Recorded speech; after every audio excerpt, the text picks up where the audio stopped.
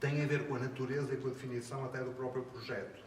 Ou seja, este projeto, portanto, na sua então primeira versão, nasce aí em 2012 e numa altura em que há um tom crescente naquilo que é o interesse das pessoas pelo contemporâneo e pela arte contemporânea, e onde há algumas expressões públicas desse interesse e até dessa reconfiguração do contemporâneo.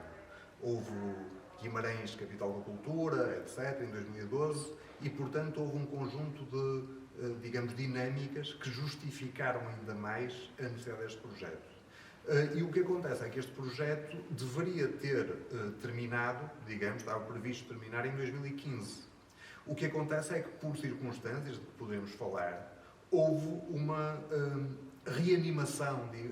Este projeto foi-se reativando por culpa, neste caso uma boa culpa, das pessoas que se foram nele envolvendo.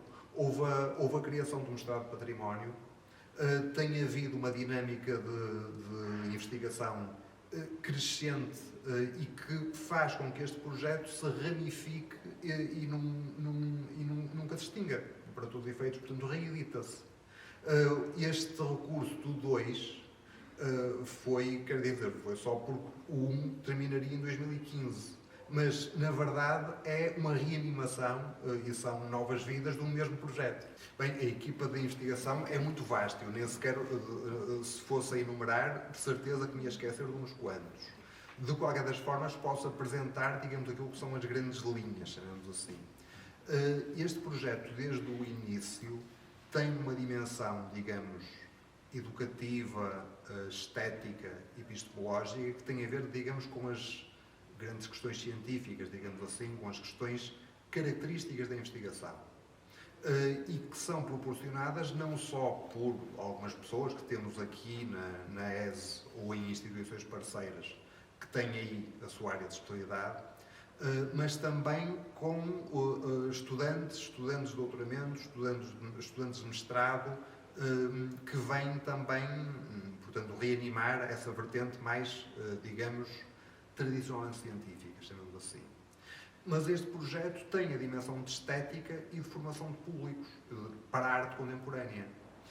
Portanto, tem toda uma dimensão de criação, de produção, por aí, que faz com que haja um conjunto de artistas pensadores, artistas que vêm fazer muitas vezes residências artísticas, que se aproximem também do projeto. Portanto, eu diria que, em termos de linhas, há as linhas mais tradicionalmente investigativas, que têm a ver com arte, educação e epistemologia, e depois há linhas mais de criação e intervenção, chamemos assim, que têm a ver com, por exemplo, a linha da arte pública, e aquilo que são as formações e os seminários que se vão fazendo em torno de questões de curadoria, por exemplo. Portanto, há aqui uma dimensão mista entre o tradicionalmente investigativo, depois a intervenção e ligação à comunidade também, e depois a própria criação artística em si mesmo.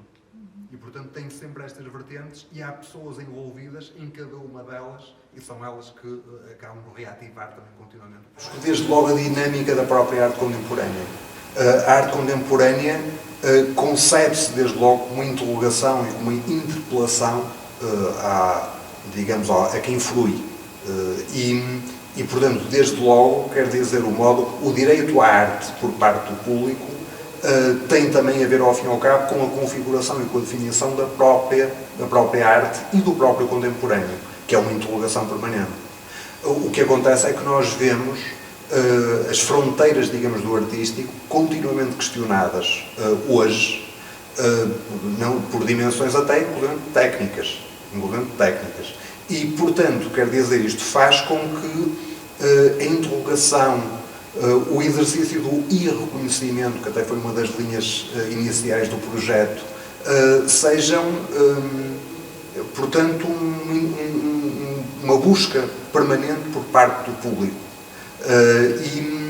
E isso faz com que realmente uma educação do gosto, que não é necessariamente nunca uma educação tradicional, seja uma das grandes questões e uma questão permanente, ao fim e ao cabo, deste projeto. É uma grande questão, De qualquer das formas, tentar resumi-la. E tentar resumi-la até do ponto de vista o mais abrangente possível. Existe uma frase de senso comum que diz que gostos não se discutem. Muitas das vezes o senso comum diz-nos evidências e verdades. Neste caso, diz uma acabada mentira. O gosto discute-se. E, portanto, toda a ideia do gosto e todas as discussões permitidas por um olhar informado, uma aproximação informada àquilo que são as dimensões do gosto, são absolutamente fundamentais. Portanto, o gosto forma-se, argumenta-se e está em permanente questão. E muitas vezes até em dimensões mesmo cotidianas do nosso contexto. Repare que muitas das vezes, até nas dimensões, veja por exemplo aquilo que é a relação que as pessoas têm, que é uma relação muitas vezes problemática, com o vinho. Quando a relação com o vinho é problemática mesmo, a questão do gosto não se coloca.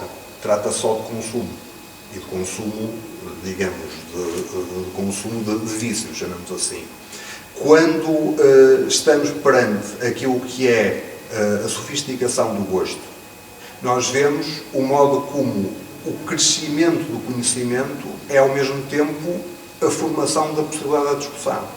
Uma pessoa que realmente perceba de vinho é aquela que discute a casta, o ano, a colheita, etc., em coisas que muitas das vezes os gostos, lá está, não formados, não conseguem discutir.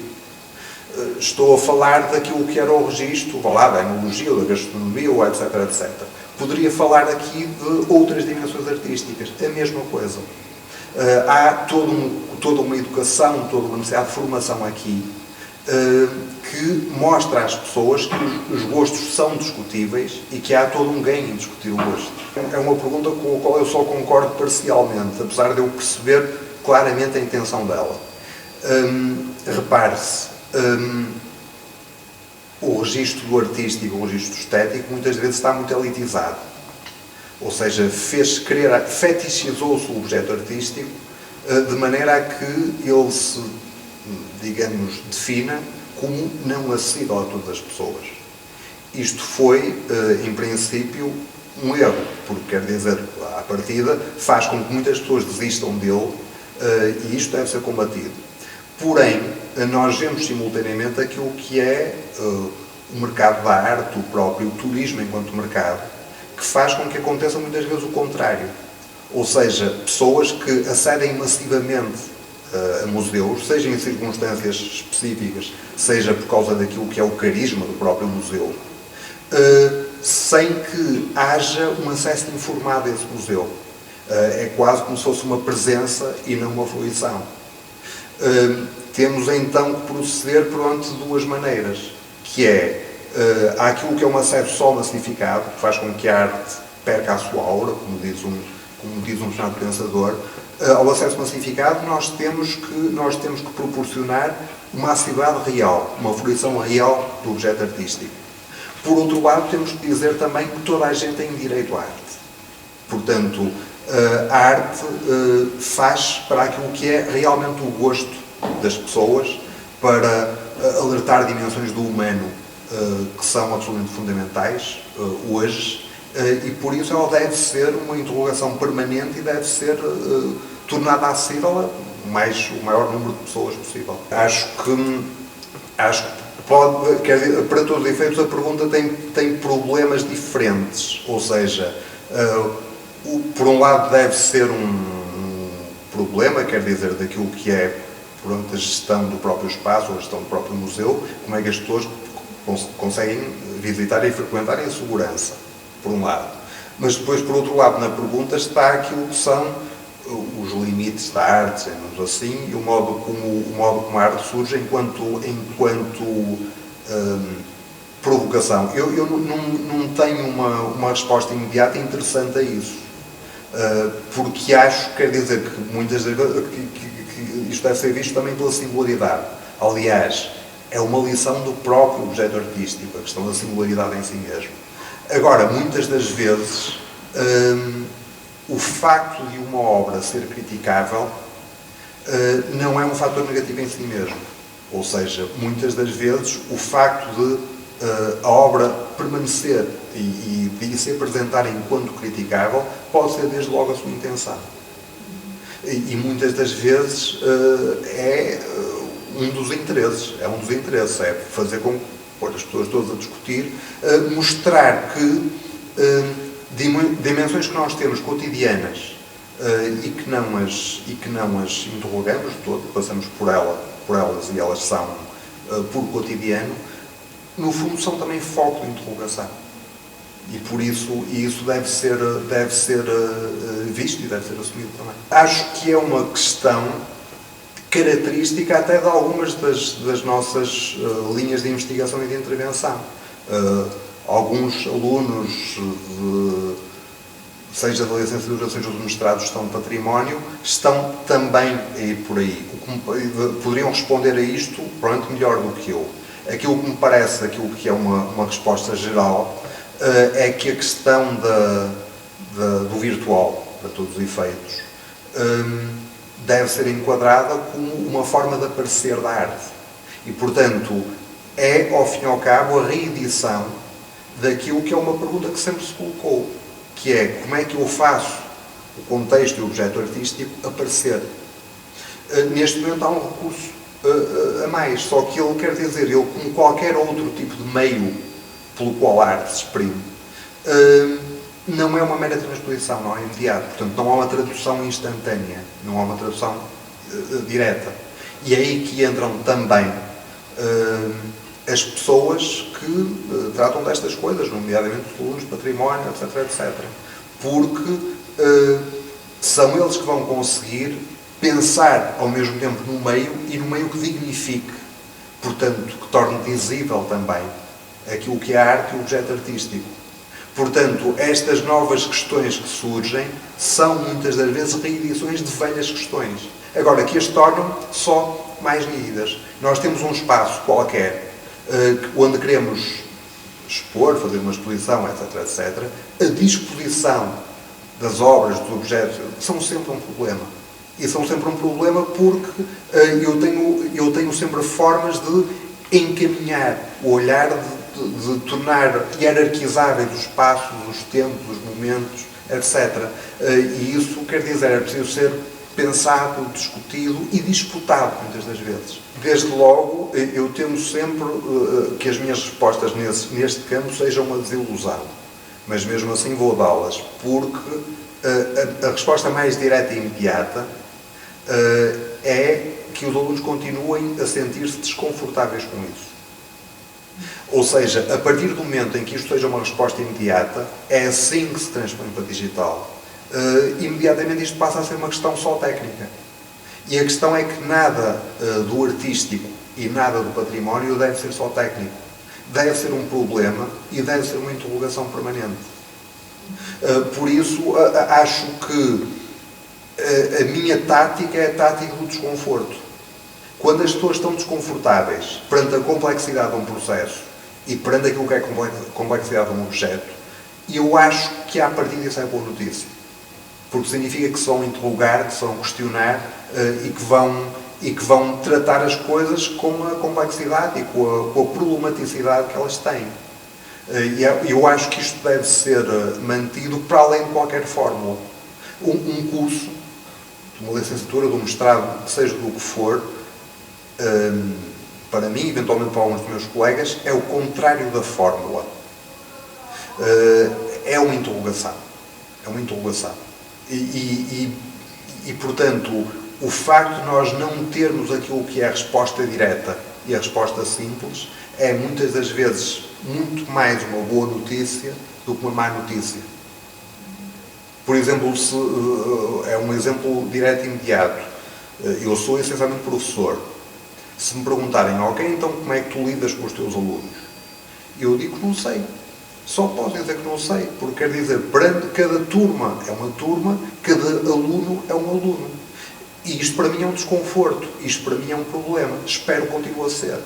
Porque na altura em que deixe de ser, passam a ser todos iguais, passa a ser tudo uniforme, passa tudo a ser mais simples, sim, mas ao mesmo tempo com muito menos interesse. Em relação ao projeto em si, dizer apenas, marcar apenas uma ou duas ideias. Uma delas é o que ele permitiu também.